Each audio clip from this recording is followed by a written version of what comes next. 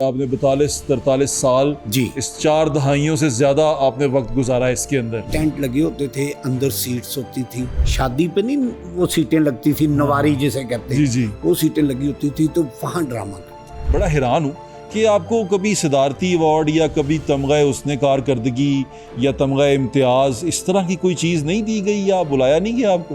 अगर मैं दिल की बात करूँ ना, तो मैं आपको एक बात बताऊँ, पहले दिन से मेरी मुखालफत बहुत है। अगर थिएटर पे इस वक्त 100 फीमेल और मेल काम कर रहे हैं ना, 125% मेरे खिलाफ होंगे। सारों को देख के मुझे बड़ी अजीब सी वो फीलिंग होती है कि ये मतलब क्या है, कि ये क्या, ये क्या कहते हैं, तवाज़ुन क्या है ये? वो नाचती हैं, इनको रोज़ी मिलती है, और ये कहते हैं माशाल्लाह अल्लाह ने बहुत इज्जत दी।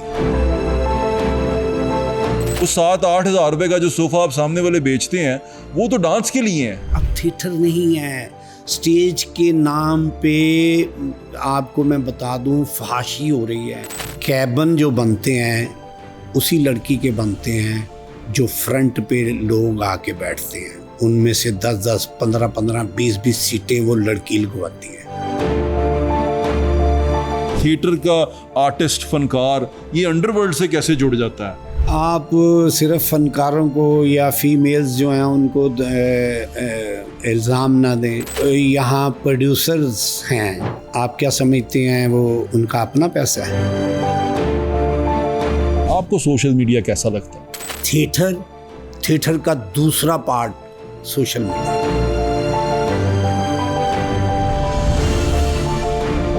अस्सलाम वालेकुम, मेरा नाम है ज़ुहैब भट्ट और आप देख रहे हैं दिल की बात ज़ुहैब भट्ट के साथ। आज जो शख्सियत मेरे साथ मौजूद हैं जो हमसे दिल की बातें करेंगे, वो इस मुल्क के एक लेजेंड फ़नकार हैं। कम से कम मैं उनको लेजेंड फ़नकार मानता हूँ बज़ाते ख़ुद। अब ये मुआशरा मानता है या नहीं मानता, ये हम उनसे पूछेंगे, या सरकार मानती है या नहीं मानती, ये भी हम उनसे पूछेंगे। पिछले 40 साल से वो फ़न की दुनिया में अपनी कारीगरी दिखा रहे हैं और कमाल के फ़नकार हैं, शानदार फ़नकार हैं। नाम उनका जुल्फ़िकार अली है, लेकिन हम उन्हें गोशी खान के नाम से जानते हैं। अस्सलाम वालेकुम गोशी खान साहब। वालेकुम कैसे हैं अस्सलाम। आप? मैं अल्हम्दुलिल्लाह बेहतरीन। आपका बहुत शुक्रिया इस इज़्ज़त अफ़ज़ाई का कि आप आए और आपने हमारे इस स्टेज को रौनक बख्शी। नहीं, आपका बहुत शुक्रिया। और मैं एक बात ये कहना चाहता हूँ कि आपके पॉडकास्ट आने से पहले मैं बाकायदा वज़ू करके 2 नफल पढ़ के, ये जेन्युइन बात कर रहा हूँ, 2 नफल पढ़ के मैं आया हूँ, क्योंकि आज जो मैं बताऊँगा हो सकता है कि ये मेरा आखिरी इंटरव्यू हो। क्यों? क्योंकि मैंने बहुत कुछ सच बोलना है और मेरी ज़िंदगी जो है उसको बहुत ख़तरा होगा, लेकिन कोई फ़र्क नहीं पड़ता अगर मैं फ़न के रास्ते में कुर्बान हो जाऊं और अल्लाह ताला आपको- थिएटर ठीक हो जाए। अल्लाह ताला नहीं, आपको ये मैं ज़िंदगी जेन्युइन बात तंदुरुस्ती कर रहा हूँ, दे। ये जेन्युइन बात है बिल्कुल। चले, ये आपके जज्बात हैं, मैं इसकी कदर करता हूँ। Thank you. गोशी खान साहब, ये बताएं कि फ़न के सफ़र का आगाज़ किस उम्र में किया और किस साल में किया? मैं समझ लें कि मैट्रिक से पहले मैं ट्यूशन पढ़ता था। 9th और 8th क्लास की बात है, यहाँ इलामा इकबाल टाउन में। ठीक है। और जहाँ मैं ट्यूशन पढ़ता था, ये मैंने काफ़ी इंटरव्यूज़ में कहा है कि उसके बिल्कुल साथ एक घर था जो कि अज़ीज़ असरी साहब का घर था। अजीज़ असरी साहब का? जी ठीक है। पाकिस्तान में 2 ही शख्सियात ऐसी हैं जिन्होंने चिल्ड्रन थिएटर किया है, ठीक है। जिनमें एक मोहतरम जमील बिस्मिल साहब, ठीक है। और एक अज़ीज़ असरी साहब। ठीक है। हम इस घर में उसके लॉन में पढ़ते थे और साथ वाले घर लॉन में रिहर्सल होती थी, तो वो अक्सर ज़हन उधर जाता था। ठीक है। तो वो जब मैंने वहाँ से जब हमने निकलना, ये साल कौन सा था? ये मेरा ख्याल है 80s, अर्ली 80s शुरू हाँ जी, कर, हाँ जी, हाँ जी, यानी कि 82-83 वाली जी, तरह। ऐसे ही है, अच्छा, ऐसे ही। ठीक है। और फिर वहाँ वेट करना कि यहाँ से जो बच्चे निकलेंगे, दोस्त उनको बनाएंगे और उनसे पूछेंगे ये क्या होता है। फिर वो उन्होंने बताया, एक अंदर थोड़ा सा एक आर्टिस्ट था, ठीक है, नहीं, क्योंकि फिल्में देखने का आपकी बहुत शौक। फैमिली में कोई और इस फन से मुंसलिक है? नहीं, मेरी फैमिली, मेरे बाद मेरे बड़े भाई आए थे, मेरे बाद आए थे, लेकिन आया मैं पहले हूँ। उनका क्या नाम था? उनका नाम था सईद खान। ठीक है जी, सईद खान। हाँ जी, पिछले दिनों उनकी डेथ हुई और उन्होंने बेसिकली उन्होंने सिर्फ फिल्में की हैं। सईद खान साहब ने सिर्फ सिर्फ की? फिल्में की हैं। अच्छा, मैंने थिएटर भी किया, फिल्म भी की, टीवी भी किया। यानी कितने साल हो गए अगर आप इसको सम अप करें, कितने साल? मेरा ख्याल है 42 तो मस्ट है, मेरी जिंदगी का हिस्सा है जो मैंने यहाँ गुजारा है। कि आपने 42-43 साल जी, इस 4 दहाइयों से ज्यादा आपने वक्त गुजारा है इसके अंदर। जी। उस वक्त ये अलहमरा के जो हॉल हैं उस वक्त बनना शुरू हुए थे जब हम वहाँ थिएटर करते थे। अलहमरा के हॉल बनना शुरू हुए थे। जलानी साहब का दौर था। जनरल जलानी साहब। वाह वाह, ये वही जनरल जलानी है जिनके बारे में बड़ी कहावतें जी, अच्छा अच्छा है। ठीक है, जनरल जलानी साहब का दौर था, ये अलहमरा बनना शुरू हुआ था, तब से आप काम कर रहे हैं। आपने किस जो वो नहीं है अदबी बैठक जो अब है, जी, वहाँ एक थड़ा होता था, वो ओपन एयर था। अच्छा, टेंट लगे होते थे, अंदर सीट्स होती थी।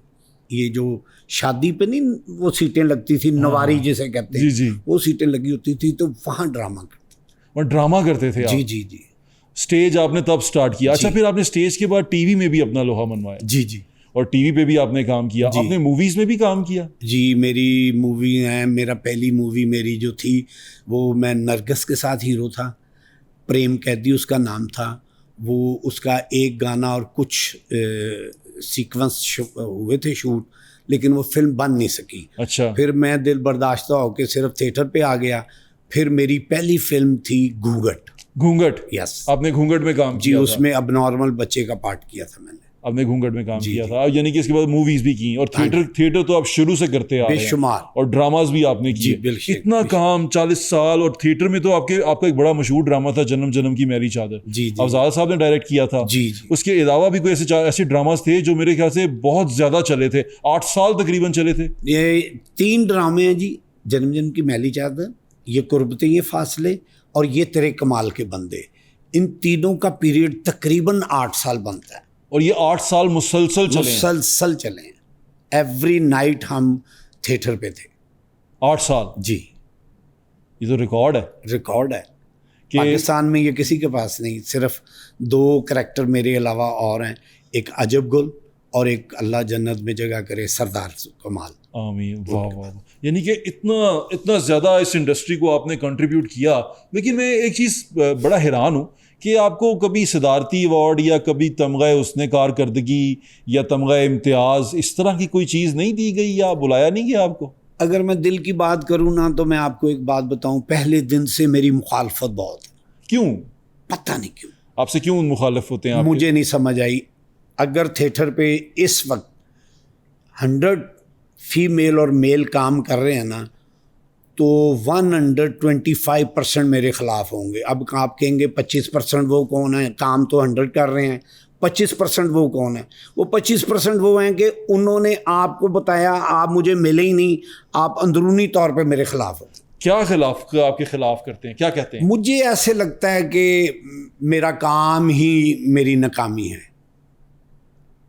यस, क्योंकि मैं वो आर्टिस्ट हूँ जिसने साइलेंट रोल करके पब्लिक को इन्वॉल्व किया अपनी तरफ, और पब्लिक जब ड्रामा ख़त्म होता था तो अफजाल साहब को कहती थी कि इसको कहें बोल के दिखाए, और उस पे मुझे इनाम किस किस शख्सियत ने दिया वो मैं आपको बताऊं।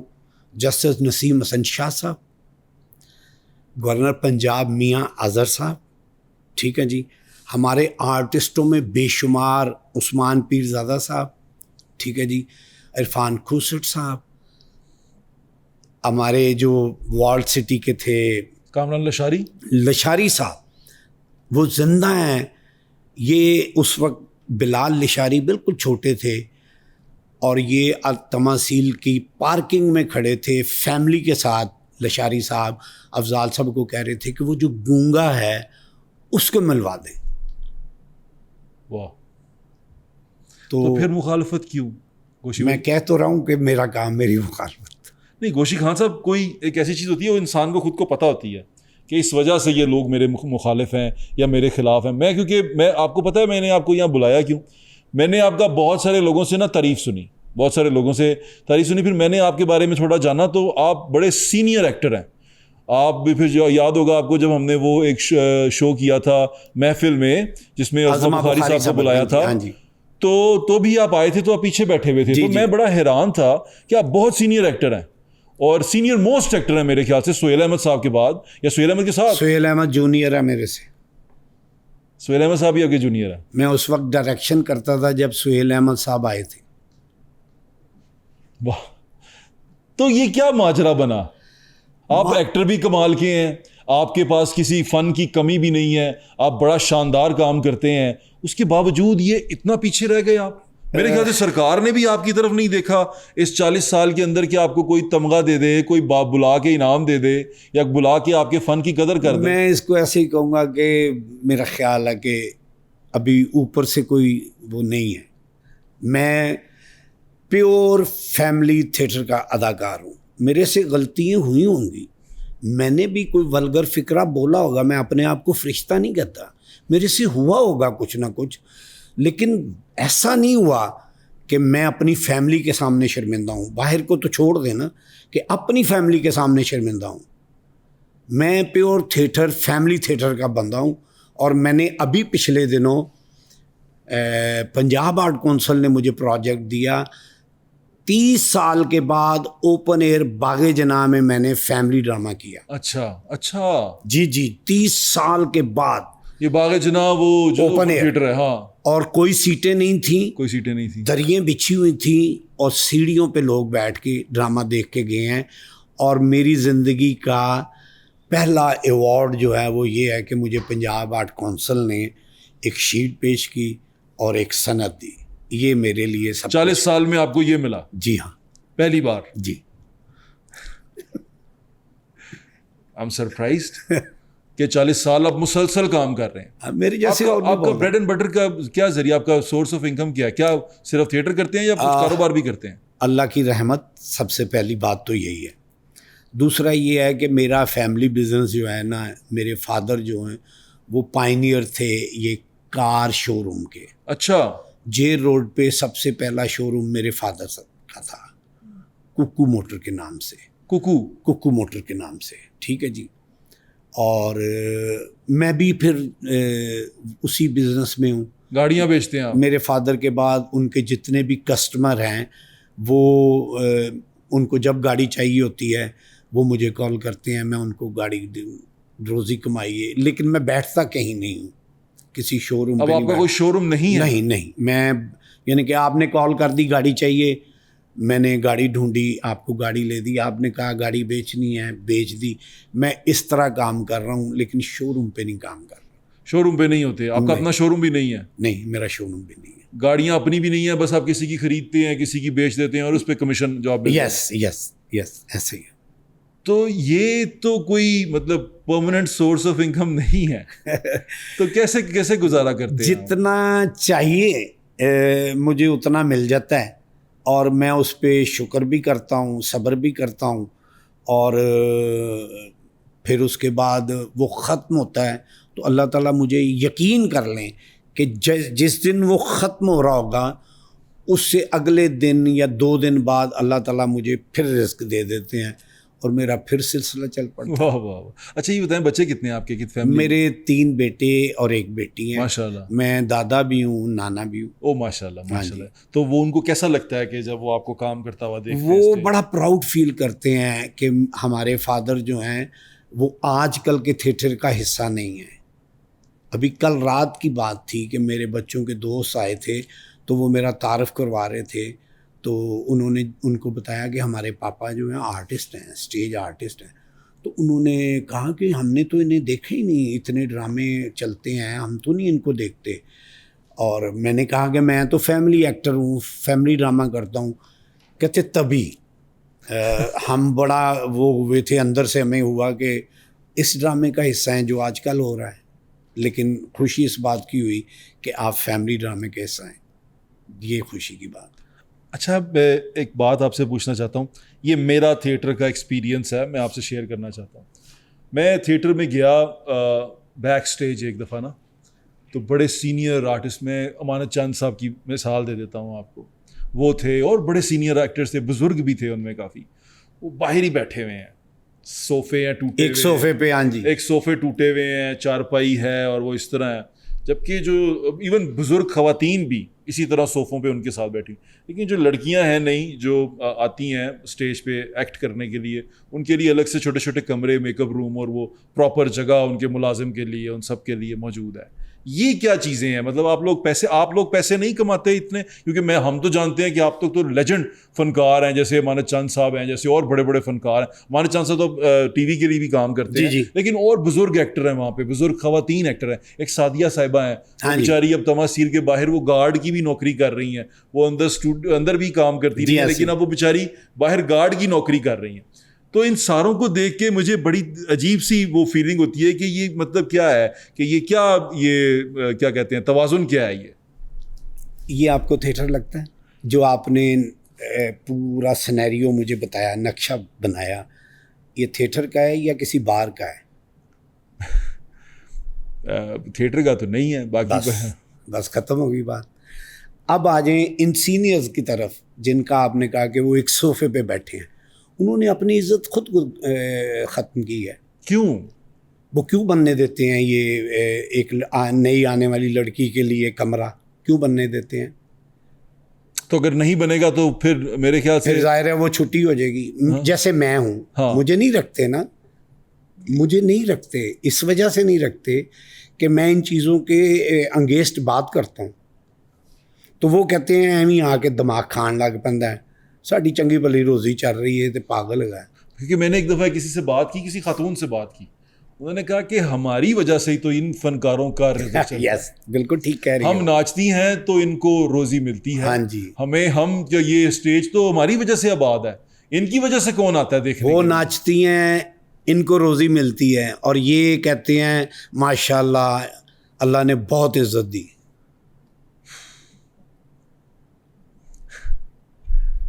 अस्तगफिरुल्लाह।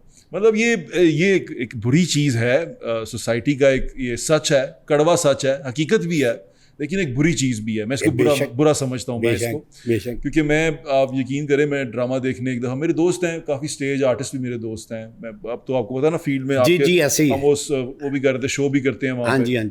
तो एक दफ़ा ड्रामा देख रहे, अब पहले तो हम खुशी खुशी ड्रामा देखने चले गए ना, मैं मेरे दोस्त सारे। अब हम बैठे हैं तो उसके बाद जब झुकते तक तो हम बड़े बैठे हुए हैं कि अभी हम आए हुए हैं, गेस्ट बैठे हुए।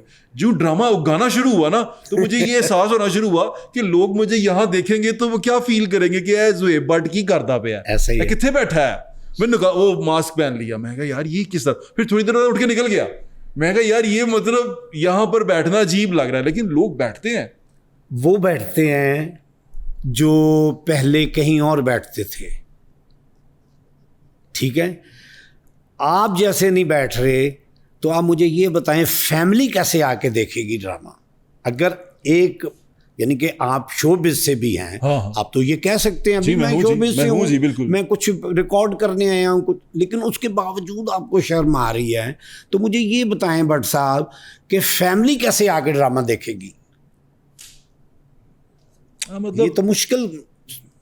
अच्छा फिर एक बात बताएं, अब ये एक बंदा है, वो आए गाना देखने हैं, मुझे नहीं लगता कि लोग आपकी कॉमेडी देखने जाएंगे। उनको कॉमेडी मेरे ख्याल से टिकटॉक पे और हर चीज़ पे छोटे छोटे स्किट्स मिल जाते हैं, हर चीज़ अवेलेबल है। अब सोशल मीडिया पे हमें हर चीज़ अवेलेबल है, ऐसे ही। अब जब हमें हर चीज़ यहाँ अवेलेबल है, तो मैं 7-8 हज़ार रुपये की फ्रंट सीट की टिकट खर्च के आपको लाइव क्यों झुकते सुनने जाऊंगा? मुझे इतना बताएं आप। मैं क्यों ना, अगर मैं कोई आम आदमी हूँ तो मैं क्यों ना फिर वही बंदा आएगा जिसने वहाँ पर डांस देखना है। अब वो डांस देखने ही आया हुआ है, वो 7-8 हज़ार रुपये का जो सोफ़ा आप सामने वाले बेचते हैं वो तो डांस के लिए हैं। तो फिर आप क्या फैमिली थिएटर और क्या चीज़ें बेचेंगे? ऊपर से उसका ज़मनी बात ये ले लें, थिएटर की हालत इतनी बुरी है कि पीछे वाली सीटें तो ऐसे लगता है कि कभी ज़िंदगी में साफ़ ही नहीं हुई। वो आगे सोफे ही साफ होते हैं, पीछे अंधेरा होता है, रोशनी कम होती है। अब फैमिलीज आती हैं, वो पीछे बैठ के क्या करेंगी? वो कैसे वहाँ गंदी जगह पे बैठेंगी? बट साहब, सबसे पहली बात, आपके सवाल का पहला जो जवाब है वो ये है कि कैबिन जो बनते हैं उसी लड़की के बनते हैं जो फ्रंट पे लोग आके बैठते हैं। उनमें से 10-10, 15-15, 20-20 सीटें वो लड़की लगवाती हैं। मतलब कि वो खुद खरीदती हैं? नहीं, खरीदती नहीं मीन्स कि अपने मिलने वालों को कहती हैं आपने आना है ड्रामा देखने के लिए, वो अपने साथ 3-4 बंदे ले आए, उनकी 5 सीटें बुक हो गई। सम टाइम आपने देखा होगा कि किसी भी क्लिप में आपने या कोई कि सीटों के ऊपर बुके रखे हुए हैं, फूल रखे हुए हैं। ये नज़र से गुजरा है? नहीं गुजरा। अच्छा, नहीं गुजरा तो फिर मैं आपको सेंड कर दूंगा। सीटों के ऊपर बैठा कोई नहीं है, फूल पड़े हुए हैं कि वो चीफ गेस्ट आएंगे जिनके लिए सीटें बुक की हुई हैं, उनको फूल भी पेश किए जाएंगे, सारा कुछ। ये किधर चल पड़े हैं सर, अब थिएटर नहीं है।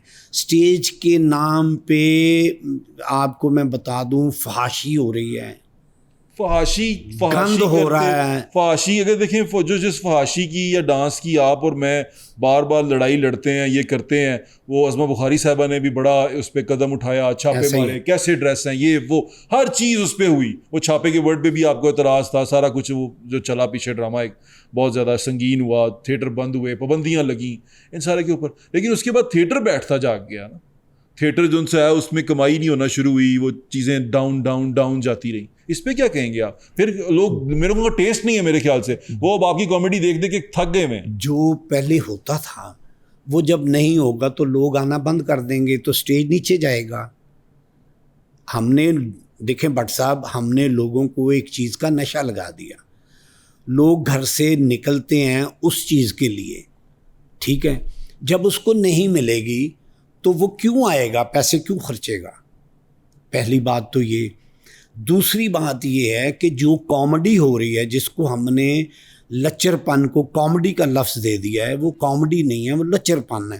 माँ सवाए एदी भैन एदी माँ, एंज सीनियर से सीनियर अदाकार, ये मैं कोई गलत बात नहीं कर रहा।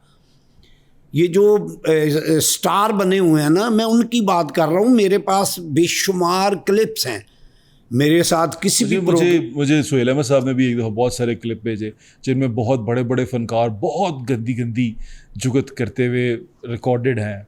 मुझे सुहेल साहब ने बताया, क्योंकि वो मेरे ख्याल से कोई बात हुई थी बैन वगैरह की, तो उस पर उन्होंने मुझे बताया कि ये जो तुम्हें बातें कर रहे हैं ये खुद भी काफ़ी दफ़ा क्या कर चुके ऐसे ही। तो लेकिन आपने सुहेल साहब का नाम ले लिया तो आप सुहेल साहब की भी बात सुन लें। सुहेल साहब मेरे समेत या ये जितने भी लोग यहाँ काम कर रहे हैं, ये गाड़ियों पे तो नहीं आए, पैदल आए हैं, बसों पे आए हैं, ठीक है। और कई दोस्त तो एक एक सूट में आए हैं, और कई दोस्त तो एक शलवार अलहदा और कमीज़ अलहदा में आए हैं। अल्लाह ताला ने इसी थिएटर से इनको नाम दिया, मुकाम दिया, गाड़ी दी, लाहौर जैसे शहर में घर दिया, ठीक है। इन्होंने कौन सी एकेडमी बनाई, कौन से बच्चों को लेके एक सेपरेट थिएटर शुरू करें, अच्छा फैमिली वाला। चले सुहेल साहब मेरे बड़े भाई मेरे पास देखे, मेरे पास ना उतना वो फंड्स नहीं है मेरे पास अपने जाती, मैं गवर्नमेंट से नहीं फंड मांग रहा, मेरे पास यकीन करें जाती पैसे होते तो मैं सबसे पहले ये काम करता। मैं इंग्लैंड से आया था 2003-04 में, मैं 5-6 साल इंग्लैंड रहा। मैंने वहाँ से जो कमाया मैंने आके अलहमरा हॉल नंबर 2 रेंट पे लिया। उस वक्त उसका किराया था 37,500, ठीक है जी। मैंने वहाँ काम शुरू किया, फैमिली थिएटर करते करते करते करते लास्ट बट सब जब मैंने वहाँ से निकला हूँ ना, 28 लाख रुपए की सिर्फ बोली, सिर्फ 28 लाख रुपए की एक हाल की बोली हुई है ईद पे। और मैं इस बात पे लड़ रहा था कि सारा कुछ अल्लाह ने हमसे करवाया। मैं ये नहीं कहता मैं कुछ, मेरे साथ टीम थी, हमने किया, मेहनत की, सब कुछ हमने किया, यहाँ ऑडियंस को लाए, सारा कुछ किया। और जब इसका एक वो मेयार बन गया, लोग आना शुरू हो गए, आप यकीन करेंगे हम बग़ैर इश्तिहार के, कोई पेपर में इश्तिहार नहीं, उसके बगैर मैं अलहमरा में ड्रामा करता रहा हूँ, रात को ऑडियंस आती रही है। ये जुल्फ़ी साहब जो डिप्टी डायरेक्टर ड्रामा जो रिटायर हो गए हैं, वो ज़िंदा हैं, उनसे पूछ लें, उनकी भी एफर्ट्स हैं, इसमें कोई शक नहीं। लेकिन जब एक जगह पे आ गए हैं थिएटर, तो 28 लाख रुपए की बोली कर दी। जो बंदा, बट सब आप भी होंगे, 28 लाख रुपया जब आप खर्चेंगे, उसके बाद कास्ट की पेमेंट अलहदा, हॉल का किराया अलहदा, जब आप 60 लाख रुपए पे जाएंगे तो आप 4 पैसे कमाने के लिए जाएंगे ना। नहीं गोशी साहब, आपका फ्लॉ क्या है? क्या करते हैं आप जो लोग आपसे इस तरह एकदम आंखें चुरा लेते हैं, आपको बिल्कुल तन्हा ये जो मैं बोल रहा हूँ, क्योंकि मैंने तो सॉरी टू से एग्जेक्टिव डायरेक्टर थे एक अलहमरा आर्ट काउंसिल में आए थे, तो गलत हुआ था तो मैंने उनके बिल्कुल मीटिंग में कह दिया था कि आप गलत कर रहे हैं, ये गलत हुआ है, मैं इसका हिस्सा नहीं बनूंगा। जैसे सुहेल साहब की आपने बात की, मैं सुहेल साहब मेरे बड़े भाई हैं, मेरे लिए मेरे भी बड़ी मोहतरम है। उन्होंने उनकी बता देता हूँ, जब मैं कभी उनसे बात की, उन्होंने मुझे कहा कि ये सुनते नहीं हैं, ये थिएटर वाले हमारी सुनते नहीं हैं, ये थिएटर के लोगों को जो मर्जी कर लो, जिस तरह मर्जी कहते चुनिया पर दुध पिया लो, नहीं सुनते। इन्होंने करनी अपनी मर्जी है, तो जिद्दों उन्होंने अपनी मर्जी करनी है तो फिर जो मर्जी करन। नहीं, ये मैं नहीं मैं ये नहीं कहता कि ये जो मर्जी करें, मैं ये कहता हूँ कि लोहे को लोहा काटता है। गंदे थिएटर के साथ आज तक ये सारा कुछ करके आपको क्या मिला? मैं आपसे ये पूछना चाह रहा हूँ, आपको तो कुछ नहीं मिला। आपको क्या मिला ये सारा कुछ करके, इनके लिए करके? आपको तो मेरे ख्याल से गवर्नमेंट ने भी अवार्ड नहीं दिया, कुछ भी नहीं हुआ। तो अंदर से मुतमईन हूँ, यहाँ से मुतमईन हूँ। कहीं खड़ा होता हूँ, मुझे कोई बंदा ये नहीं कहता कि ये गंदा एक्टर है या इसने ये किया है, या जो डर्टी नेम्स के साथ पुकारते हैं, मुझे नहीं पुकारा कभी किसी ने। मैं बहुत बहुत बड़े लोग हैं आपके लाहौर के, जिनको मैं गाड़ियाँ देता हूँ। मखदूम अहमद महमूद साहब बहुत बड़ा नाम है, सैयद यूसुफ रज़ा गिलानी साहब, ये मेरे वालिद के कस्टमर थे, ठीक है। और टेक्सटाइल मिल्स हैं ऐसी, मियाँ टायर्स वाले हैं, मैं उनको गाड़ियाँ देता हूँ, वो मेरे से बड़ा एहतराम मेरा करते हैं। ये तो आपका दूसरा प्रोफेशन है ना, लेकिन इस प्रोफेशन की मैं बात कर रहा हूँ। नहीं, उसमें मुझे कभी इस लफ्ज़ से नहीं पुकारा गया। मैं ये लफ्ज़ कहते हैं, एक तो ये अमरासी कहते हैं स्टेज पे काम करने वाले को, या कोई बहुत ही ज़्यादा दुखी हो या अंदर से उसको वो हो तो कहता। हाँ जी, 2 लफ्ज़ ने मरासी। तो वो किसने ये क्यों कहते हैं लोग, ये नहीं कभी सोचा। हमारा काम हमें कहलवा रहा है, हम जो काम कर रहे हैं ना जी। अब यकीन करें भट्ट साहब, आप ना कॉलर माइक लगाएं, ठीक है, और मास्क पहन के ना आप हॉल के अंदर बैठ जाएं, और जब ऑडियंस निकले आप उनके साथ निकलिएगा, उनके कमेंट्स सुनिएगा कि वो इन अदाकारों के मुतल्लिक क्या कहते हैं। बताएं क्या कहते हैं? गालियाँ देते हैं, मैं इसकी कसम खा के कहता हूँ, गालियाँ देते हैं। ऐसे आजकल तो ऑडियंस का टेस्ट ही कुछ और है, वो तो हर जो जाहिर है जो दिखा रहे हैं तो वो तो गालियाँ देंगे, लेकिन देखते भी हैं सर। देखते भी हैं।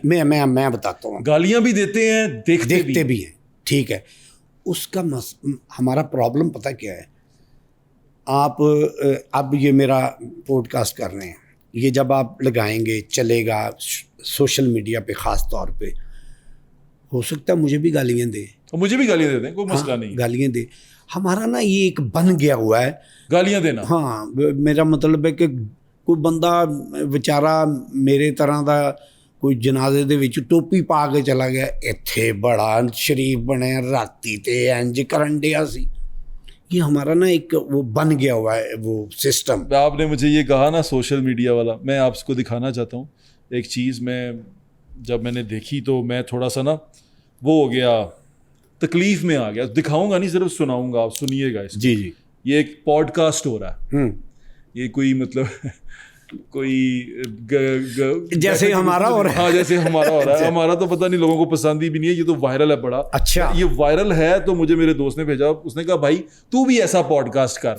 अब मैंने कहा, मैं बड़ा परेशान हुआ ना। मैं कहा यार पॉडकास्ट, मैं इस तरह पॉडकास्ट करता हूँ। उन्होंने कहा छੱਡ तू की पॉडकास्ट करना, तेनू मैं क्लिप भेजना, एहो जे गेस्ट बुला, अच्छा, तो फिर देख तू किथे जाना है। ये खातून एक रक्कासा है और रक्स करती हैं, किसी महफिल में करती होंगी या शादी पे करती होंगी। उनका एक पॉडकास्ट हो रहा है और वो एक खातून उनका पॉडकास्ट कर रही हैं। आप सुनिए, आवाज़ सुनिएगा वो कह क्या रही हैं। छोटा सा तरीका है, आप वो संभाल लें, इंशाल्लाह आपको अल्लाह ताला इज्जत देगा। एक तो मेहनत से डांस करना, ये नहीं कहना यार डांस ना करो जल्दी जल्दी पैसा पकड़ लूं, ये नहीं करना, ठीक है। दिल लगा के करना। हाँ, यहाँ 50 वाला बैठा है, यहाँ 1000 वाला बैठा है, वहाँ 5000 वाला। सबसे पहले आप 50 वाले के पास जाए, उसका भी दिल है, 1000 वाले का भी दिल है और 5000 वाले का भी दिल है, चाहे वो गरीब है चाहे वो अमीर है। मैं ये बात नहीं सोचती, और मैं चाहे 50 भी पकड़ रही हूँ ना, मैं 10 बार स्टेप करके डांस करके जाती हूँ। वो कहते तू अपना हलाल करके लेती है। कमाल नहीं वैसे, मतलब। और वो भी कह रही हैं कि दिल से करे डांस, एंकर भी ये कह रही हैं, और मैं हैरान हूं इस एंकरशिप के ऊपर। फिर मैं सोचता हूं कि वाकई मेरे व्यूज नहीं आने चाहिए, मतलब अगर मैं मुझे नहीं काम करना चाहिए ये। अच्छा, मैं बताता हूँ आपको। पहली बात तो ये है कि आपने अभी फरमाया कि हमारे एक एंकर हैं, वो ऐसे ऐसे, और मुझे लोग कहते हैं कि ये करो। हाँ, इसी तरह की चीजें करो। वो कहते हैं कि भाई तू भी है कर। आप समझें कि मैं भी आप वाली सफ में हूँ। मुझे गंदी बातें नहीं आती, क्या मैं नहीं कर सकता? क्यों गाला ला रही हैं, असी नहीं काट सकते, साढ़े को वड्डी कौन काटदा। लेकिन ये चीज नहीं मानती और रात को घर जाना है। ये कैमरा है, ये आपके सामने है, मैं इस पे कोई बात कर दूंगा ना, ये छप गया। जैसे मतलब अमाल नहीं लिखे जाते, हम उससे तो डरते नहीं अमाल लिखे जाने से, लेकिन इससे डरते हैं। चलो ऐसे को डर के असी कम से कम अपना मुंह बंद रख लेने हैं, लेकिन अब तो ये लोग इससे भी नहीं डरते। ये जो बात आप ये सुनाई है, जो आपने वॉइस, ये बच्ची इस इंटरव्यू के बाद हमारे पंजाब के थिएटर पे काम कर रही है। इसके बाद? जी, इस इंटरव्यू के बाद। तो वो तो बड़ी फेमस होंगी ना, क्योंकि अब तो वायरल हो गई हैं वो। सर अब देख, आर्टिस्ट का मेयार पैमाना मैं आपको बता दूं क्या है। इन प्रोड्यूसर हजरात हैं, इनके जहन में तौबा नाउजुबिल्ला, मैं बात करते हुए डरता हूँ, जिस बच्ची के साथ कोई रेप हो गया है, कोई ऐसी चीज़ मीडिया पे आ गई है, कि उसको कास्ट करेंगे। ये वायरल हुई, इसको कास्ट कर लिया। हमारे थिएटर का क्या म्यार है? चाहत फ़तेह अली खान को कास्ट कर लिया। हाय हाय भट्ट साहब, हम कहाँ खड़े हैं? तो फिर वो थिएटर तो ना हुआ, फिर नहीं है, थिएटर है नहीं। बाकी मैं सोचता हूँ आप क्या कर रहे हैं वहाँ पे? मैं वहाँ नहीं हूँ, ना भट्ट साहब, मैं वहाँ नहीं हूँ। मैंने आपको मेरा ख्याल है प्रोग्राम शुरू होने से पहले कहा। नहीं, मैं ये पूछ रहा हूँ कि फिर आप थिएटर पे क्या कर रहे हैं? आप थिएटर छोड़ दें? नहीं, क्यों छोड़ूं? मैंने आपको सुहेल साहब की बात पे कहने चाह रहा था कि लोहे को लोहा काटता है, ठीक है ना। अच्छे थिएटर को गंदे थिएटर ने बीट किया, ठीक है। अब अच्छा थिएटर करके गंदे थिएटर को बीट कर दें। लेकिन अब कैसे करेंगे ना, अब किसी के पास इतना टाइम ही नहीं है। अच्छी आप मुझे कहते हैं ना, फॉर एग्जांपल मैं अपनी मिसाल देता हूँ, आप मुझे कहते हैं तुझे मैं कॉमेडी दिखाता हूँ, सारा कॉमेडी तो मैं स्वैप करता रहूँगा, तो कॉमेडी में यहाँ पर स्किट्स भी देख लूँगा। लोग तो अब स्किट्स बनाते हैं छोटे छोटे, बड़ा प्रोफेशनली बनाते हैं। मेरे दोस्त हैं, वो बहादुर गैंग के लड़के हैं, वो बड़े अच्छे छोटे छोटे स्किट्स बनाते हैं, बड़े अच्छी कॉमेडी करते हैं। फिर और बहुत सारे लोग हैं, वो हमारी अबीरा खान हैं, वो बनाती हैं। मेरा भाई है, मेरा उस्ताद है, उस्ताद जानी, वो छोटे छोटे स्किट बनाता है और अच्छी फैमिली कॉमेडी बनाता है। और ये सारी चीज़ें ये लोग कर रहे हैं, कॉमेडी में ये लोग काम कर रहे हैं। तो लोग हम इसके मोबाइल पे देख लें, हम क्यों 8-9 हज़ार रुपया खर्च के वहाँ पर जाएँ, 10 हज़ार रुपया खर्च के जाएँ और वहाँ पर देखें इसको? नहीं, मैं और गंदे थिएटर में बैठे, बू भी आ रही हो, पसीने में शराबूर भी हो, एसी भी ना चल रहा हो, तो हम क्यों बैठे? हम तो अपने बेड में रात को आराम से बैठेंगे और पूरा एक क्लिप भी देखेंगे, एंजॉय भी करेंगे और कॉमेडी देख के सो जाएंगे। मैं जिस थिएटर की बात कर रहा हूँ ना जी, फैमिली थिएटर महंगा है ही नहीं। फैमिली 7,000 की टिकट नहीं खर्चेगी, क्योंकि फैमिली का मतलब है 2 बंदे या 4 बंदे या 6 बंदे। फैमिली तो ये है ना। अब वो 7,000 का एक बंदे का टिकट नहीं खरीद, इसलिए सस्ती टिकट। और वो पीछे फैमिली वाली, नहीं नहीं, फ्रंट पे भाईजान, पहले आओ पहले पाओ। नहीं नहीं, ये भी नहीं, 1000 रुपया, 500 रुपया, 300 रुपया, ये पूरा हॉल है, ठीक है जी। फ्रंट पे हम 1000 रुपये की टिकट रख के फैमिली को ड्रामा दिखाएंगे। फैमिली ड्रामे के लिए फैमिली अदाकार होने ज़रूरी हैं, फैमिली वेन्यू होना ज़रूरी है, फैमिली टाइमिंग होना ज़रूरी है। ये 3 चीज़ें आप कर लें, आप अचीव कर लेंगे। मैं आपको सीरियसली कह रहा हूँ कि कॉमेडी जो आप कह रहे हैं ना, जो वाली हो रही है, वो सुनने के लिए जो लोग जा रहे हैं वो बहुत कम है। आपके थिएटरों की हालत ऐसी है, देखिए अब आपने 1000 रुपये की बात की, 1500 रुपये में आप AC सिनेमा के अंदर बड़ी अच्छी कोई अंग्रेजी कार्टून मूवी बच्चों को दिखा देते हैं। मैं अपने बच्चों को लेके जाता हूँ तो कार्टून मूवी आजकल वो आई हुई है, वो दिखा दी। उन्होंने थिएटर की तरफ कभी नहीं सोचा कि थिएटर लेके जाओ। जी जी, कहते सिनेमा, अच्छा सिनेमा। वो मेरा बेटा कहता है जी रिक्लाइनर सीट पे हमने बैठा है, रिक्लाइनर आपको जी 2000 में मिल जाती है, 2500 में मिल जाती है, बस इतने में मिल जाती है, और आप आराम से जाके उनको मूवी दिखाएं। मैं उनको क्यों उन टूटी हुई चेयरों पे लेके जाऊं जहां मुझे पता है कि AC भी सही नहीं चलना, कुछ भी नहीं होना, और सोफे भी वो आपने टेम्परेरी रखे हुए हैं जो फर्स्ट सीटों में रखे हुए हैं, तो मैं उन्हें क्यों वहां बिठाऊं? बट साहब मैंने आपको कहा वेन्यू, मैंने वेन्यू बोला आपको कि वेन्यू भी फैमिली थिएटर वाला होना चाहिए, तो वो है अलहमरा। ठीक है, हाँ, जहाँ कदरे बेहतर है, यस, कदरे, जहाँ AC भी बेहतरीन होगा, जहाँ बेहतरीन उनसे जिनकी आप बात करें उनसे अच्छी सीट्स होंगी, सफाई का इंतज़ाम होगा, ठीक है, बाकायदा फैमिली वहाँ जाती है, अपने आप को सेफ समझती है, क्योंकि गवर्नमेंट की जगह है, गार्ड्स हैं, पार्किंग का एक निज़ाम है, बाहर से लेके अंदर तक एक सिस्टम है। थिएटर का यही सिस्टम है।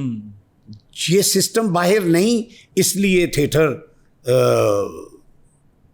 जो हो रहा है वो हो रहा है। अच्छा, एक आपके थिएटर से अब एक और आगे चीज़ आ जाती है कि थिएटर के साथ अंडरवर्ल्ड मुंसलिक है। फिर कई जगहों पे फायरिंग हो रही है, ख़वातीन के घर पे फायरिंग हो गई, उधर फायरिंग हो गई, फलां खातून जो है आर्टिस्ट हैं, स्टेज आर्टिस्ट, कई स्टेज आर्टिस्ट को कत्ल भी कर दिया गया। जी जी, और वो भी इसी तरह के पता चला कि अंडरवर्ल्ड से कहीं ना कहीं मुंसलिक थी। एक तो बहुत मशहूर हमारे मुल्क की फ़नकारा हैं, स्टेज की फ़नकारा हैं, मूवीज़ भी करती रही हैं, उनको भी इसी तरह उसका वो शिकार हुई, इसी तरह के एक अंडरवर्ल्ड ड्रामे का। तो ये क्या माजरा है कि ये अंडरवर्ल्ड के साथ किस तरह थिएटर का आर्टिस्ट, फनकार, ये अंडरवर्ल्ड से कैसे जुड़ जाता है?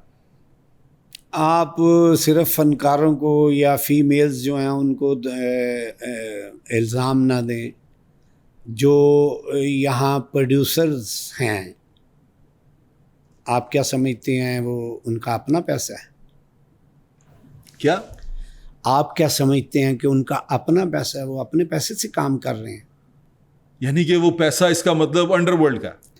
सर, जब एक प्रोड्यूसर कह रहा है कि मुझे नुकसान हो रहा है, हाँ, मुझे नुकसान हो रहा है, बट साहब आप एक ड्रामे में नुकसान करेंगे, दूसरे में करेंगे, तीसरे में करेंगे, कितनी जायदाद है जो सिर्फ आप ड्रामे पे लगा देंगे?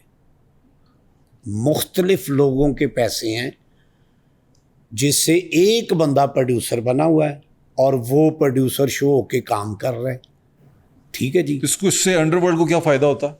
अंडरवर्ल्ड के लोगों को क्या फ़ायदा होगा? ये मुझे नहीं पता कि उनको फ़ायदा क्या होता है या नुकसान क्या होता है, ये मुझे नहीं पता। मुझे ये पता है कि ये जो लोग इस वक्त प्रोड्यूसर हैं, ये प्रोड्यूसर नहीं हैं, क्योंकि मेरी 42 इयर्स इस फील्ड में मेरी एक सर्विस है, और मैंने ये जितने भी प्रोड्यूसर ये मेरे सामने आए हैं, ठीक है ना, और ये कैसे आए हैं,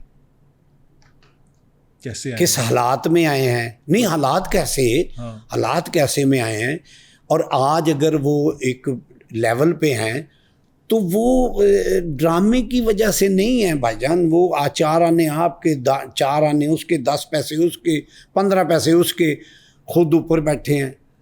नुकसान हुआ जी, नुकसान हो गया जी, 8 आने वाले को 8 आने वाला हिसाब दे दिया, तुझे इतना नुकसान हुआ, 4 आने वाले को 4 आने का हिसाब दे दिया। यानी कि बहुत सारे लोगों का पैसा है। यस, और इसमें अंडरवर्ल्ड इसलिए इन्वॉल्व हो जाती है कि कई लोग उसके भी हैं इसमें। नहीं, बीच में बिजनेसमैन भी हैं, बिजनेसमैन भी हैं, ठीक है, कुछ लोग बिजनेसमैन भी हैं। नहीं, मैं अंडरवर्ल्ड का रिश्ता पूछ रहा हूँ फनकारों से, ये क्या है? देखें, ये ऐसे मैं अपने तजर्बे से कह रहा हूँ, कोई इल्ज़ाम नहीं किसी पे लगा रहा। हमारी थिएटर की आर्टिस्ट जो है ना, आपको शायद याद नहीं हुई, एक वक्त ऐसा था कि एक दूसरे के कपड़े काट देती होती थी। Jealousy, professional jealousy. यस, जब इस तरफ चीज़ आएगी ना, और फिर बंदे बैठाने शुरू कर देंगे, और वो लड़की जब आके परफॉर्म करेगी या वो इन होगी, तो उसके बैठे हुए जो बंदे हैं वो उसको जब क्लैप करेंगे, तो बाहर खड़ी हुई जो दूसरी है ना, वो इस बात से जेलस होगी। हाँ, मैंने क्योंकि एक वो आपको याद है एक पीछे बड़ा केस उठा था वीडियो लीक का, हाँ जी, और वो वीडियो लीक का इल्ज़ाम एक और बड़ी मशहूर फनकारा के ऊपर लगाया गया कि उन्होंने किया, प्रेस कॉन्फ्रेंसेस हुई। ये तो ढकी छुपी बात नहीं है, तो जी, फैक्ट है, ऐसे ही उस पे आया, टीवी के ऊपर आया, बल्कि लोग जब इन्होंने प्रेस कॉन्फ्रेंस की कि उस फलां ने किया, अब तो नाम नहीं ले रहे, लेकिन उसमें तो उन्होंने नाम वगैरह लिए। ये क्या माजरा, फिर ये इसी का शाखसाना है? ये ऐसी है, बिल्कुल ऐसी है। फिर ये होना शुरू हो गया कि अब तो मैं काफ़ी अरसा से थिएटर जा ही नहीं रहा। फिर ये होना शुरू हो गया कि जब उस लड़की का गाना आएगा ना, अंगेज जो है अपकमिंग जो स्टार है, जिससे डर लग रहा है स्टार को, वक्त की स्टार को, आने वाली स्टार से डर लग रहा है, तो वो फिर आगे बैठे हुए अपने लोगों को कहेगी इस गाने से उठ के बाहर चले जाओ। अब वो लड़की आई है, परफॉर्म अभी शुरू हुआ है, तो 8-10 बंदे आगे से उठ के बाहर जा रहे हैं। ओए होए होए होए, ये होता है? जी होता है, ये होता रहा है, ओए होए, ये होता रहा है कि बंदे उठ के चले गए हैं। जी हाँ। वो कितने बादब है, मतलब 10,000 की टिकट खर्ची है, एक बुढ़ी ने क्या उठ के टुर पे। ऐसे ही, ऐसे ही, क्या मतलब, ऐसे ही, क्या मतलब कमाल है ना, मतलब क्या रोब है। उसने कहा कि उठ जाए, चले जाए, और वो चले जाते हैं। हाँ जी, अभी आपकी पॉडकास्ट के बाद अगर कोई लड़की को मेरी बात बुरी लगेगी, तो वो किसी को कहेगी इन्हें गोली मार दो, तो मैंने बच जाएगी। अच्छा जी, ऐसे भी होगा, ऐसे भी होगा कि वो गोली तक मरवा दे, इतनी ताकतवर। सर, औरत, मैं अब क्या कहूँ भट्ट साहब, हमारे सामने आने वाली बच्ची रिक्शे पे उतर रही है, ठीक है, 2 ड्रामों के बाद वो गाड़ी पे आ रही है। इसका मतलब फिर वो सही कहते हैं ना कि ये फील्ड नहीं अच्छी, अच्छे लोग इसमें आते नहीं, फनकार क्यों अपने बच्चों को इसमें लेके आए। फिर तो फिर ठीक कहते हैं। फिर मैंने कई फनकारों से पूछा कि आप अपनी फैमिली को नहीं लाना चाहेंगे? उन्होंने कहा बिल्कुल नहीं लाना चाहेंगे। खुद दूसरों की फैमिली को खराब करते रहेंगे। नहीं, वो थोड़ी ना करते हैं, फिर वो तो अब नहीं सर, ये देखें, एक लड़की के ऊपर इल्ज़ाम है, ना एक अदाकार के ऊपर इल्ज़ाम। तो फिर किस पे इल्ज़ाम है? पूरी उस एरिया पे जो लोग काम कर रहे हैं। अभी आपने कहा कि जी गोली मरवा देगी, तो गोली मरवा देगी, गोली मारने वाला फिर जेड़ा उधर रास्ते जाएगा उन्होंने गोली मार देगा ना। फिर सर ऐसा होता रहा है ना, ऐसे होता रहा। आपने मुझे ये कहा कि लड़कियों को गोलियां भी लगी, हाँ, तो मारा, वो तो मारा भी है तारीख का, ये किया, तो जिन्होंने खादियां गाजरा टेढ़ उन्होंने फिर एक टाइम ये भी आता है ना। बल्कि मुझे याद है हमारी जो बड़ी एक स्टेज पे बड़ी उभरती हुई फनकारा थी, उनके पाँव में भी गोलियां मार गए थे, जी, टांगों पे गोलियां मार गए। जी, ये भी हमने देखा है, किसी शहर में देखा है। ऐसे ही है। तो क्या वजह थी उसकी? वजह सर अब ये तो वही बताएगी ना जिसको देख। और एक बात मैं बताऊं आपको, मुल टगेदा नहीं जे पैंदा। मुल पाना किन्ने हुए। हाँ, बस इतनी सी बात है, मुल नहीं जे पैंदा। क्या हुआ, उसको गोली लगी तो हुआ क्या हुआ? मुझे नहीं कुछ भी नहीं, कोई नहीं पकड़ा गया, कोई कुछ नहीं हुआ। तो उन्होंने खुद केस परसू किया। अब ये तो वो जानती होंगी ना, शायद उन्होंने केस परसू ही ना किया हो, ऐसे भी हो सकता है अगर नहीं पकड़ा गया। क्योंकि देखिए आप वैसे आजकल के हालात में तो बदमाशों की खैर नहीं है। आजकल के हालात में तो जड़ा भी कहे ना मैं बदमाश हाँ, तो वो अपने पीछे एक टारगेट बोर्ड लगा लेते हैं। जो कहेगा कि मैं बदमाश हूँ तो मैं कर लांगा, वो अपने पीछे एक बहुत बड़ा टारगेट बोर्ड लगा लेगा। ऐसे ही अब हालात बदल गए हैं, ऐसे ही अब दुनिया और तरफ चली गई। हालात बदले हैं तो हो सकता है मैं बोल रहा हूँ चले, ये भी अल्लाह नहीं, अल्लाह ताला आपकी हिफाजत करे। आमीन। ये इतनी कोई अंधेर नगरी नहीं है यहाँ पे। देखिए भट्ट साहब, दुनिया में जो आया उसने जाना है। बेशक जी, बेशक। जैसे लिखा कुल्लु है, नफ्सिन ज़ाइक़तुल मौत, ये बिल्कुल वो ऐसे ही। रब ने अगर जैसे लिखा ना वैसे होगा। अल्लाह ताला हमारा खात्मा ईमान पे करे, बस दुआ ये करनी यस चाहिए। यस। बस दुआ ही करनी। अच्छा, आप ये बताएं कि इसका, चलिए अंडरवर्ल्ड से बाहर आ जाते हैं। अंडरवर्ल्ड तो बेचारा रूल ली गई है, यहाँ पे टगे टोकरी हुई पड़ी है। तो ये अभी एक जो सिचुएशन है सोशल मीडिया की, मैं सब दोस्तों से बात करता हूँ, हर कोई कहता है सोशल मीडिया पे आओ। मैं टेलीविज़न का बंदा हूँ, मैं मेन स्ट्रीम का आदमी हूँ, मैं सोशल मीडिया पे आया हूँ। मैंने 2 साल नेशनल टीवी पे काम किया है, मैं अभी भी नेशनल टीवी पे काम कर रहा हूँ। मैं लोकल टीवी पे भी काम करता हूँ, रीजनल पे भी काम करता हूँ। मुझे 7-8 साल हो गए। लेकिन जो फेम और जो आपको मशहूरी वो सोशल मीडिया देता है ना, वो मेन स्ट्रीम मीडिया वाली ख़त्म हो गई भी। आप एक बात, दूसरी बात, यहाँ पर मशहूरी के पैमाने और हैं, ये अब कुछ अरसे में बदले हैं। बड़ा रैपिड चेंज है उसके अंदर ना। अब मशहूरी के पैमाने ये हैं कि मैं आपको अपने दिल की बात बता रहा हूँ। अब मशहूरी के पैमाने ये हैं कि भाई ला कपड़े है दे, अब गोशी खान साहब नत्थे आए ने ना, ते नंगे ही जान हथों ऐसे ही कपड़ियां दे विच नहीं जाने चाहिए, ठीक है। तो फिर आपका दुश्मन बड़ा खुश होगा, उन्हें कहना देखे ही बट ने की कीता। बड़ा मजा आया, क्योंकि मेरा ये मानना ये है कि कपड़े उतारो भी तो इस तहजीब और उसके अंदर उतारो कि दूसरा शर्मिंदा हो, ना कि आपके खिलाफ एक ग्रज लेके चला जाए और बाहर जाके फिर आपके खिलाफ इंटरव्यू देता फिरे कि जी ने मेरे नाल ज्यादती की, ने किया, ने वो कटे। तो मैं इस चीज़ के थोड़ा सा खिलाफ होता हूँ हमेशा, कि ये इसलिए मैं कोशिश करता हूँ कि थोड़ा कर लो, सुथरा कर, कि ना कम वधाओ, कोई लोड़ नहीं की कि बाद च नसना पवे या दौड़ भज करनी पवे। थोड़ा कर लो, सुथरा कर लो, तो अच्छा कर लो, क्योंकि हम देखें ये कैमरे से ना हमारी रिस्पॉन्सिबिलिटी है। बिल्कुल ठीक।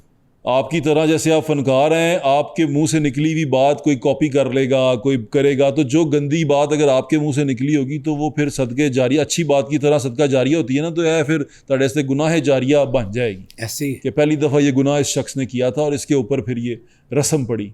तो मैं हमेशा ये सोचता हूँ कि रस्म अच्छी डालनी चाहिए, इस तरह चलना। आपको सोशल मीडिया कैसा लगता है? देखिए भट्ट साहब,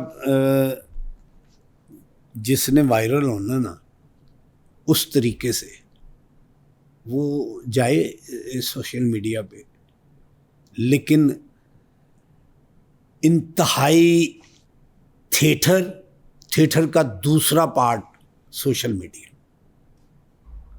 जितनी बदतहजीबी हमारी सकाफत, हमारे कल्चर को थिएटर दाग लगा रहा था, उससे ज़्यादा अब सोशल मीडिया कर रहा है।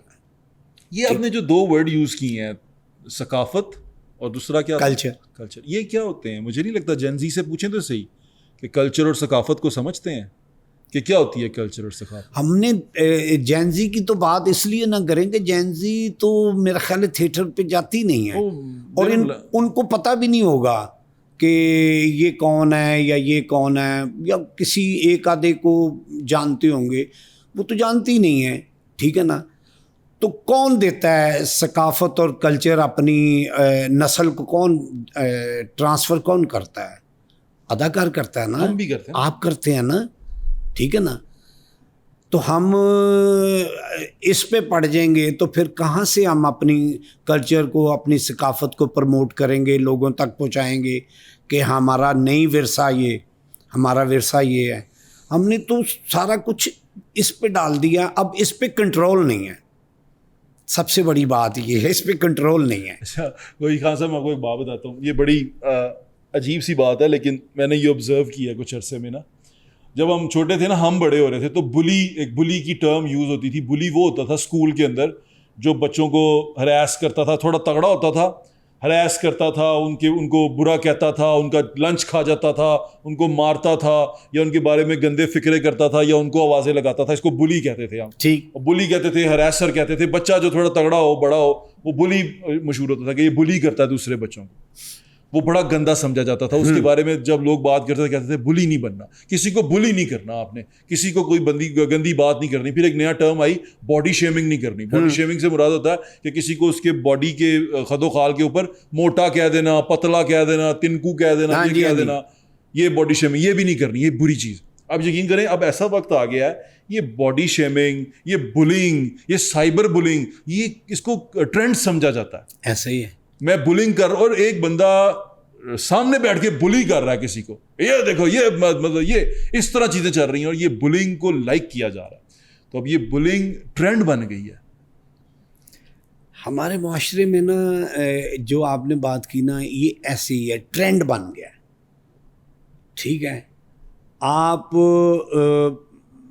मस्जिद में जाएं नमाज पढ़ने के लिए या जुमा पढ़ने के लिए, मौलाना हज़रात बाकायदा ऐलान करते हैं कि अपने मोबाइल फ़ोन की बेल ऑफ कर लें।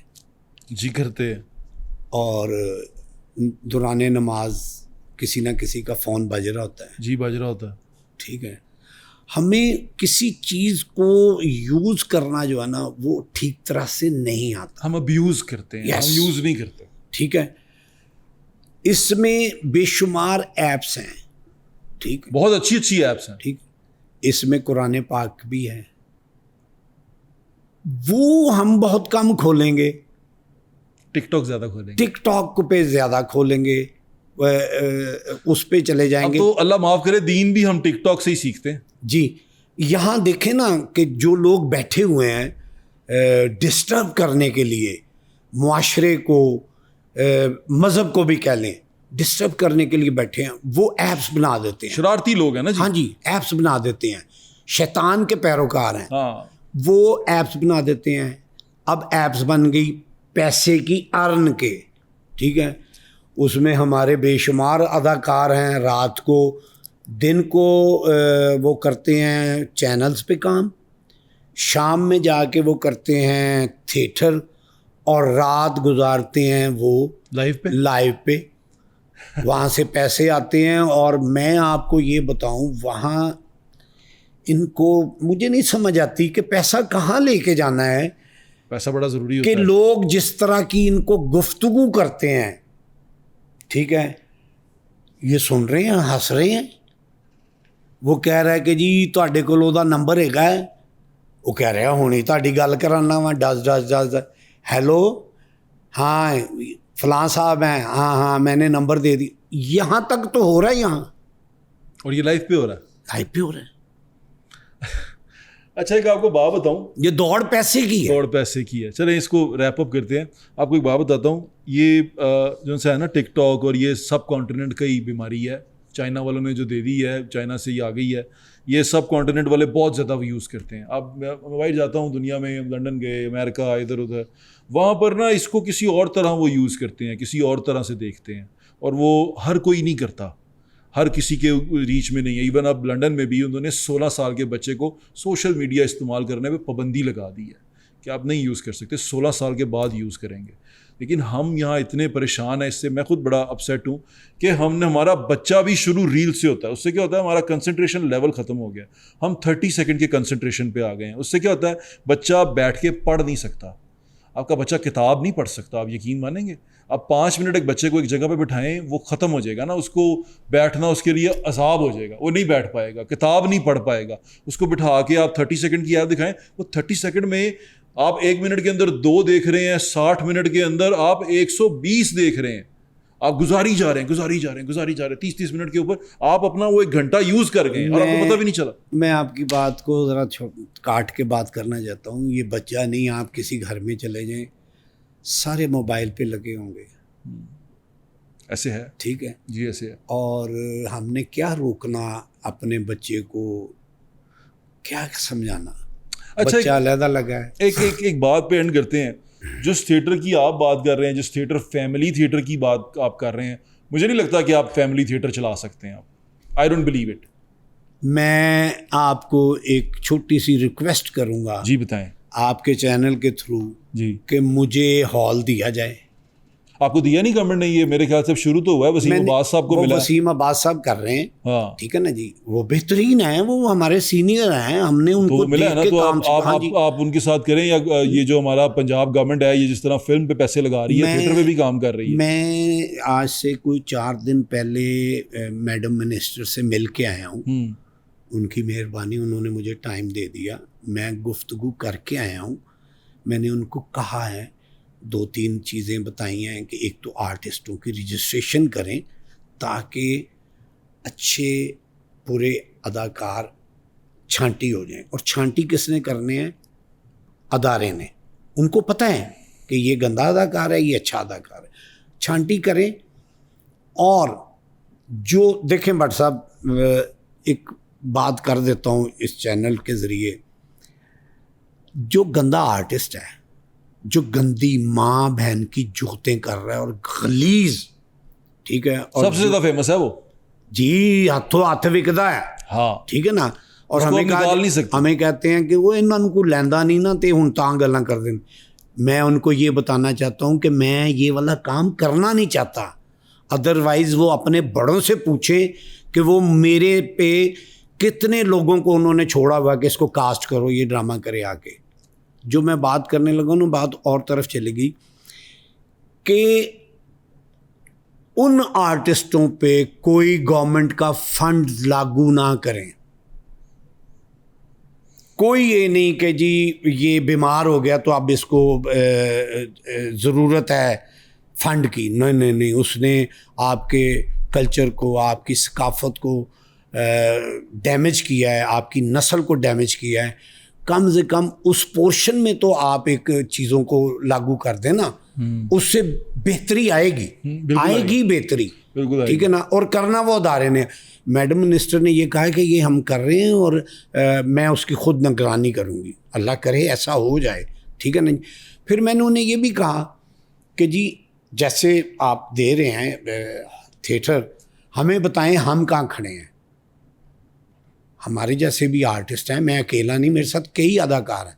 उन्होंने मुझे नाम पूछे, मैंने नाम बताए, ये लोग आपके साथ काम करेंगे? मैं कहा जी बिल्कुल करेंगे, ये करेंगे काम। ये गंद की वजह से, गंदी जुगतों की वजह से घर चले गए। किसका, मेरा ज़मीर तो गवारा नहीं करता मैं 50,000 लाख रुपया लेके तो मैं रात को अपनी माँ अपनी बहन के ऊपर बातें करवाऊँ और वो पैसे लेके घर आऊँ। मेरा ज़मीर नहीं करता, इसी तरह उनका भी नहीं करता, वो भी घर बैठे हैं। इस पे बात की है, अल्लाह करे वो हमें दें थिएटर, और हम अच्छाई की तरफ जाना चाह रहे हैं। और मेरा ख्याल है जब बंदा अच्छाई की तरफ जाता है ना, तो अल्लाह उसके ऊपर ज़रूर हाथ रखता है। चलें, अल्लाह करे कि ऐसा हो। मेरी दुआएं आपके साथ है, नेक तमन्नाएं आपके साथ। आपके आने का बहुत शुक्रिया, थैंक यू सो मच। आपका भी बहुत शुक्रिया, आपके चैनल का भी बहुत शुक्रिया। अगेन ज़ोहेब भट्ट साहब, आपका बहुत शुक्रिया गोशी खान साहब। मैं उम्मीद करता हूँ आपको ये शो पसंद आया होगा, आपको ये बातें, ये दिल की बातें पसंद आई होंगी। अपने फीडबैक से हमें ज़रूर आगाह करते रहा करें। हम कोशिश ये करते हैं कि हम उन टॉपिक्स पे, उन इश्यूज़ पे बात करें जो हमारी सोसाइटी, हमारे कल्चर, हमारे आर्ट को खाता जा रहा है, हमें बहैसियत इंसान खाता जा रहा है, हमें बहैसियत शहरी उसको पलूट करता जा रहा है। हम कोशिश करते हैं कि हम इन इश्यूज़ पे बात करें। आपको अच्छी लगे बुरी लगे, अपने फीडबैक से आगाह करते रहा करें, ताकि हमें पता चलता रहे कि आप क्या सोचते हैं, कैसे सोचते हैं। और हमारी सोसाइटी में लोग, मोस्टली लोग, हमें पता चल जाता है कि किस तरफ का रुझान रखते हैं और क्या सोचते हैं। ये जो रिसर्च करने वाले होते हैं उनके लिए बड़ा अच्छा डाटा इकट्ठा हो जाता है। अपना ख्याल रखें, इंशाल्लाह फिर मुलाकात होगी। अल्लाह हाफ़िज़। पाकिस्तान हमेशा जिंदाबाद।